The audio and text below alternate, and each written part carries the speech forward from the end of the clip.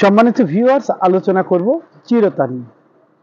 চিরতা একটা অত্যন্ত পরিচিত হার্বস আমাদের সাবকন্টিনেন্টে, আর বিশেষত এটার ব্যাপক ব্যবহার ছিল আগে, এখন অনেকটা কমে গেছে, যদিও শুধু মেডিসিন ছাড়া সাধারণ ইউজটা অনেক কমে গেছে।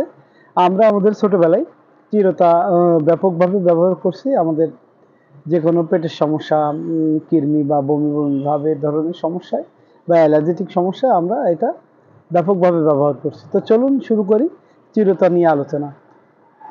চিরতা একটি ঔষধি উদ্ভিদ যার বৈজ্ঞানিক নাম সোরটিয়া সিরোতিয়া।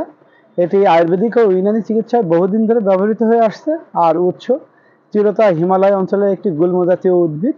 ভারত, হিমাচল প্রদেশ ও সিকিম, উত্তরবঙ্গ, নেপাল, ভুটান এইসব অঞ্চলে এই উদ্ভিদটি অধিক মাত্রায় পাওয়া যায়। তো চলুন দেখি চিরতার সক্রিয় উপাদানগুলো। চিরতাতেই থাকা সক্রিয় উপাদানগুলোই হলো মেরিন, তারপরে আমরোগেটিন, তারপরে ম্যানজিফেরিন, তারপরে জেনিটিনাইন। এই উপাদানগুলো তিক্ত স্বাদের এবং এদের কারণে চিরতা ঔষধি গুণে ভরপুর।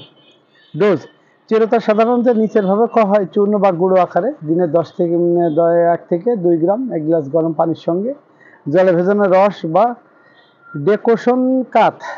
এটা ব্যবহৃত হয় সচরাচর 1 চা চামচ দিনে 1 থেকে 2 বার হালকা পানি সহ এটা ব্যবহার করা যায়।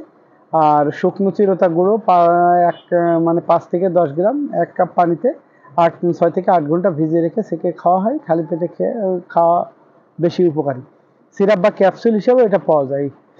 আর এটা যে কোনো ডোজ নির্ধারণের জন্য একজন অভিজ্ঞ চিকিৎসকের পরামর্শ নিয়ে বাঞ্ছনীয়।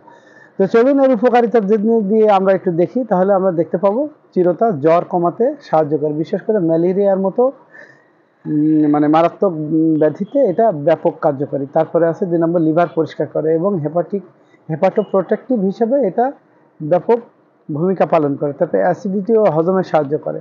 এটা ডায়াবেটিস নিয়ন্ত্রণে কার্যকর ভূমিকা পালন করে। তারপরে রক্ত পরিষ্কার করে, চর্মরোগ, অ্যালার্জি ও অ্যাজমাটিক সমস্যা থেকে শরীরকে মুক্ত রাখে।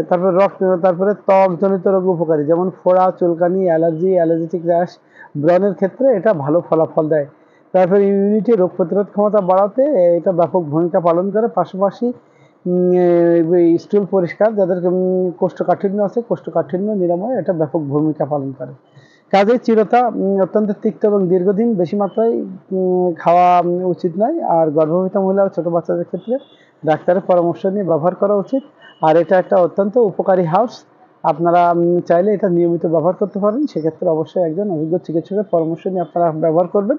পাশাপাশি যে কোনো পরামর্শ আপনারা আমাদের কাছ থেকে ফ্রি পেয়ে যাবেন। ডেসক্রিপশনে যে নাম্বারে যোগাযোগ করলে আপনারা যে কোনো পরামর্শ ফ্রি পাবেন। তো এই ছিল আজকের আলোচনা। ধন্যবাদ, ভালো থাকবেন সবাই।